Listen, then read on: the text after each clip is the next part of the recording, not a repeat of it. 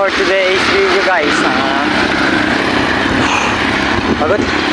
Punta nga pala tayo sa Rojas kasi magko-construction tayo ngayon. Hindi na tayo rice mill, hindi tayo punta ng clean-up kasi wala pang schedule.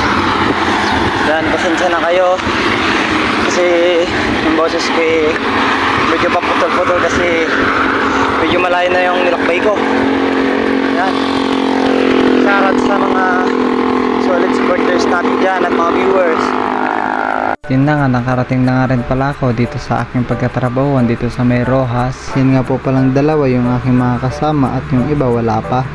Pasok na rin po pala ako dito sa aming pagkatrabahuan. Nakita ko nga yung tito ko ay nag-uumpisa na. At kung makikita nyo, ito nga po pala yung aming mga ginagawa. Pagkapasok ko na nga rin po pala, agad na nga rin po pala akong